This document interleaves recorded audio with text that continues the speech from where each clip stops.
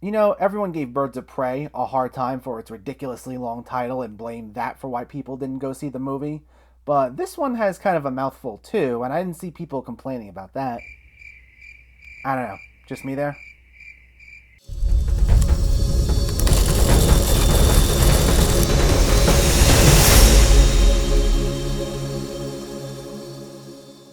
To All the Boys, P.S. I Still Love You picks up not too long after the first film left off, with Laura Jean and Peter now a couple. However, when one of Laura Jean's former crushes, John Ambrose, writes her back after receiving one of the letters she wrote, her and Peter's relationship are put to the test. Based on the book series of the same name, the first To All the Boys I've Loved Before was released in 2018 and was a massive hit for Netflix, which has become the go-to place for romantic comedies. In fact, it was such a big hit that with the release of this sequel, Netflix was allowing non-subscribers to watch that first movie for free. So that's saying something. Not The Irishman, not Marriage Story, but this was the movie that Netflix was letting people see for free to bring in more viewers. That's a big deal if you ask me. I saw the first movie recently, and while I'm admittedly not in that target demographic, it was cute. I enjoyed it. I don't know if I'd go out of my way to see it again anytime soon, but I liked it enough that I would check the sequel out. And while most of the people involved from the first one came back for this, from the cast to writer Sofia Alvarez,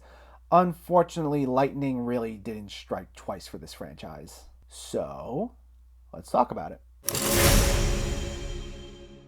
We'll start with the performances. I'd say everyone did a fine job all around. Lana Condor, once again, does a great job as Laura Jean, as does Noah Centineo as Peter. They had some pretty solid chemistry from the first one, and that carried over well here. I believe them as a couple, and I found their conversations to be pretty natural. Plus, Anna Cathcart and John Corbett get a little more to do here as Laura Jean's sister and father, respectively, so we got to explore a little more of her relationship to them, so that was nice. There were some new faces this time around, most notably Jordan Fisher as John Ambrose, the new love interest, and there were some great scenes of tensions between him and Noah Centineo. The movie focused on this love triangle and watching it unfold, and a lot of the tension stemmed from little things, which I thought rang very true to high school drama. Like the friend group would meet up in one scene and Laura Jean would ask John Ambrose to bring pizza, and that made Peter jealous, so there'd be these passive-aggressive comments between the two, and I thought that was done pretty well. I also like this movie's earnest tone. It maintained a lot of the same feel that the first movie had. It's very cute, very laid back, not super high stakes. It really keeps this positive, upbeat feel the entire time, even as this love triangle is unfolding. And even with all the drama, there was still plenty of time for jokes, and some of them were really funny, and I even found a couple of them to be subversive in a way. Like there's one scene where Laura Jean's writing a letter, and she's using all these sappy rom-com cliches, and she keeps starting over because she calls herself out on it. So that I like. This is just meant to be an easygoing good time.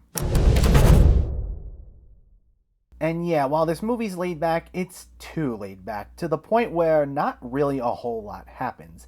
There were times where I found myself relentlessly bored. It's a 100-minute long movie that felt like a 2-hour long movie, and it really should have been about an 80-minute long movie. This movie relies on you liking the characters from the first movie, because it doesn't do anything to develop them at all. Like I said, there are some nice scenes of Laura Jean interacting with her family members, and those are solid because of the performances, but it's not as if you're watching these characters grow. In fact, I'd argue that these characters are pretty much the exact same way by the end of the movie as they were at the beginning of the movie. A lot of this movie is just characters sitting around, hanging out, having mundane conversations, and that's it. Like, there'll be scenes of Laura Jean and Peter on a date, but nothing really happens. And I have nothing against movies that are centered around people just having conversations. There are plenty of great movies where that's the entire point. But a lot of what this movie does is just repeat things that we already just saw in the scene before it. Like when John Ambrose writes back to Laura Jean, there are multiple scenes of her telling Peter or her family about that. Laura Jean and Peter argue, she's recapping it to someone, or she sees John Ambrose for the first time, she's telling someone else about it. You can tune out of this movie for minutes at a time,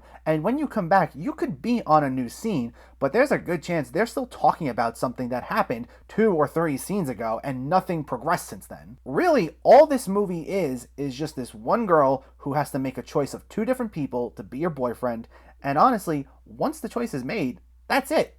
That's the movie.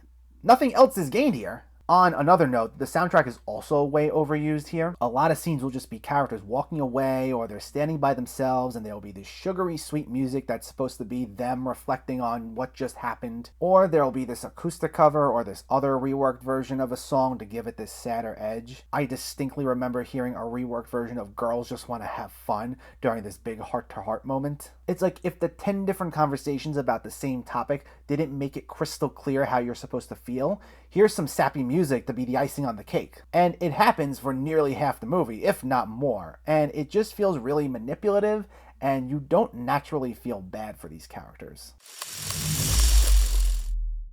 There are movies that largely appeal to one demographic, but have enough that they can be accessible to others. And there are also movies that have their niche audience, and that's it. This movie falls into the latter category. It's a teen romantic comedy that's the sequel to another very popular teen romantic comedy. And I know that teenagers will be able to relate to this in some way. And while it's well-intentioned and has good performances, its severe lack of character development and major dramatic beats will make it hard for anyone else to stay interested. To All the Boys, P.S. I Still Love You gets a 5 out of 10. It has its moments, but really nothing beyond that.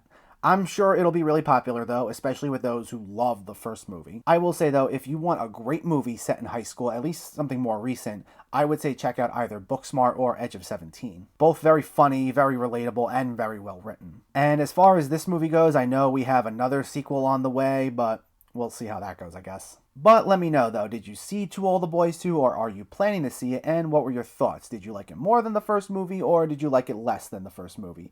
And what's your favorite teen comedy? Was this up there with them? Let me know in the comments below, and as always, if you like what you see, please make sure to hit that subscribe button. Thanks for watching guys, and I'll catch you next time.